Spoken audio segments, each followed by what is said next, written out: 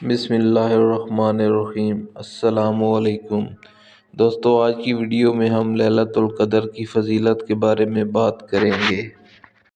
لیلۃ القدر کی فضیلت و عظمت کو اجاگر کرنے کے لیے قرآن کریم میں اس کا تفصیلی تعارف ایک سورت کے ذریعے کرایا گیا ہے، اور شب قدر کی نسبت سے اس سورہ کا نام بھی سورۃ القدر رکھا گیا ہے۔ اعوذ باللہ من الشیطان الرجیم، بسم اللہ الرحمن الرحیم۔ انا انزلناہ فی لیلۃ القدر وما ادراک ما لیلۃ القدر لیلۃ القدر خیر من الف شہر تنزل الملائکۃ والروح فیہا باذن ربہم من کل امر سلام ہی حتی مطلع الفجر۔ ترجمہ: بے شک ہم نے اس قرآن کو اتارا ہے شب قدر میں، اور آپ کچھ جانتے ہیں کہ شب قدر کیا ہے؟ شب قدر بہتر ہے 1000 مہینوں سے۔ اترتے ہیں اس میں فرشتے اور روح القدس اپنے رب کے حکم سے ہر امر خیر کے لیے۔ یہ سراسر امن و سلامتی ہے۔ یہ رہتی ہے طلوع فجر تک۔ لیلۃ القدر کی وجہ تسمیہ: اس بابرکت رات کو لیلۃ القدر کیوں کہا جاتا ہے؟ مفسرین نے اس کی 3 وجوہات ذکر کی ہیں۔ قدر کا معنی تقدیر و حکم ہے۔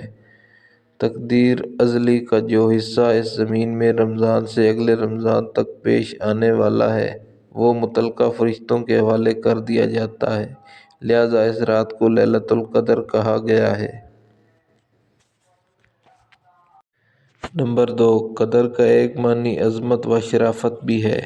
چنانچہ حضرت ابو بکر وارق رحمۃ اللہ علیہ فرماتے ہیں کہ اس شب کا نام لیلۃ القدر اس لیے رکھا گیا ہے کہ ایک تو اس میں مرتبہ و شان والی کتاب نازل ہوئی، دوسرا یہ کہ ذی مرتبہ فرشتے یعنی جبریل امین علیہ السلام کے ذریعے نازل ہوئی، تیسرا یہ کہ ذی مرتبہ امت پر نازل ہوئی۔ شاید اسی لیے اللہ تعالیٰ نے سورۃ القدر میں لفظ قدر 3 مرتبہ استعمال فرمایا۔ نمبر 3، قدر کا ایک معنی ضیق یعنی تنگی ہے۔ چونکہ اس رات میں زمین پر فرشتے اتنے زیادہ تعداد میں اترتے ہیں کہ زمین باوجود اپنی وسعت کے تنگ پڑ جاتی ہے، اس لیے اس رات کا نام لیلۃ القدر رکھا گیا ہے۔ امت محمدیہ کا خاصہ: لیلۃ القدر امت محمدیہ کا خاصہ ہے، کسی اور امت کو یہ رات عطا نہیں کی گئی۔ چنانچہ حضرت انس رضی اللہ تعالیٰ عنہ روایت کرتے ہیں کہ نبی کریم صلی اللہ علیہ وآلہ وسلم نے فرمایا، بلا شبہ اللہ تعالیٰ نے لیلۃ القدر میری امت ہی کو عطا کی ہے، ان سے پہلے کسی امت کو یہ نہیں ملی۔ لیلۃ القدر کیسے نصیب ہوئی؟ امت محمدیہ کو لیلۃ القدر کیسے نصیب ہوئی؟ مفسرین و محدثین نے اس سلسلے میں مختلف روایات نقل کی ہیں۔ حضرت مالک رحمۃ اللہ فرماتے ہیں کہ انہوں نے ایک ثقہ و معتبر عالم سے یہ بات سنی کہ رسول صلی اللہ علیہ وآلہ وسلم کو اگلے لوگوں کی عمریں بتلائی گئیں۔ جتنا اللہ کو منظور تھا تو آپ صلی اللہ علیہ وآلہ وسلم نے اپنی امت کے لوگوں کی عمروں کو کم سمجھا اور یہ خیال کیا کہ میری امت کے لوگ اتنی سی عمر میں ان کے برابر عمل نہ کر سکیں گے، تو اللہ تعالیٰ نے آپ صلی اللہ علیہ وآلہ وسلم کو لیلۃ القدر عطا فرمائی، جو 1000 مہینوں سے بہتر ہے۔ لیلۃ القدر میں عبادات کرنے سے اگلے پچھلے سب گناہ معاف ہو جاتے ہیں۔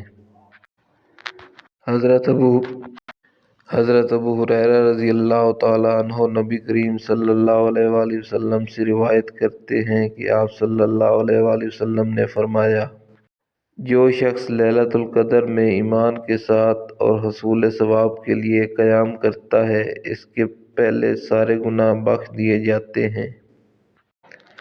دوستو، لیلۃ القدر کا ماہ رمضان میں ہونا تو سورۃ القدر سے ثابت ہے۔ اب رات کا تعین کیسے ہو؟ 40 کے قریب اقوال موجود ہیں، لیکن صحیح حدیث کے الفاظ یہ ہیں۔ حضرت عائشہ صدیقہ رضی اللہ تعالیٰ عنہا سے روایت ہے کہ رسول اللہ صلی اللہ علیہ وآلہ وسلم نے فرمایا کہ لیلۃ القدر کو رمضان شریف کے آخری عشرہ کی طاق راتوں میں تلاش کرو۔ اکثر علماء کی رائے یہ ہے کہ رمضان شریف کی 27ویں رات لیلۃ القدر ہے۔ حضرت ابی بن کعب رضی اللہ تعالیٰ عنہ تو اس پر قسم بھی کھایا کرتے تھے۔ لیلۃ القدر کو مخفی کیوں رکھا گیا؟ اس رات کو متعین نہ فرمانے میں بھی کئی حکمتیں ہیں۔ نمبر 1، مسلمان اس رات کی تلاش میں زیادہ نہیں تو کم از کم 5 طاق راتیں اللہ کے ذکر اور عبادات میں گزار لیں۔ نمبر 2، متعین ہونے کی صورت میں اس رات کو عبادت کرنے والے اجر عظیم کے مستحق قرار پاتے، البتہ گناہوں میں گزارنے والے بھی سنگین سزا میں مبتلا ہوتے۔ نمبر 3، ہر قیمتی چیز کو پردہ میں مخفی رکھا جاتا ہے۔ یہ رات بھی قدر و قیمت میں بے مثال ہے، لہذا اسے مخفی رکھا گیا۔ لیلۃ القدر کی خاص دعا۔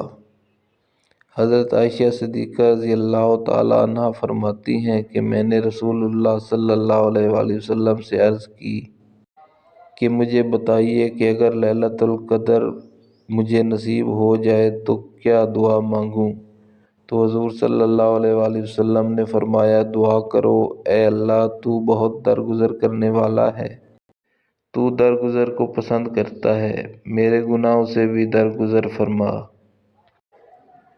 اللہ تعالیٰ نے قرآن مجید کو قدر و منزلت والی رات یعنی لیلۃ القدر میں اتارا، اور یہ رات ایسی تقدیر ساز ہے جس میں ساری انسانیت کا مقدر لکھ دیا جاتا ہے اور قسمت والوں کا ستارہ چمک اٹھتا ہے۔ اس رات میں قرآن مجید کے نزول کا مفہوم حضرت شاہ عبدالعزیز رحمۃ اللہ علیہ نے یہ بیان فرمایا ہے کہ اس رات لوح محفوظ سے آسمان دنیا پر قرآن کریم اتارا گیا۔ قرآن کریم میں اللہ تعالیٰ نے خود ہی سوال کیا، فرمایا، بھلا تم جانتے ہو لیلۃ القدر کیا ہے؟ پھر خود ہی جواب دیا کہ یہ رات 1000 مہینوں سے افضل ہے، یعنی اس ایک رات میں جو عمل بھی کیا جاتا ہے وہ 1000 ماہ کے عمل سے بہتر ہے جس میں لیلۃ القدر نہ ہو، یا یہ کہ اس رات میں اتنی خیر کثیر تقسیم کی جاتی ہے جتنی 1000 مہینہ میں بھی نہیں ہوتی۔ ملائکہ اور روح الامین کا نزول۔ سورۃ القدر کے مطابق اس عظیم المرتبت رات میں اللہ تعالیٰ کے اذن سے ہر امر خیر کے لیے ملائکہ اور جبریل امین کا نزول ہوتا ہے۔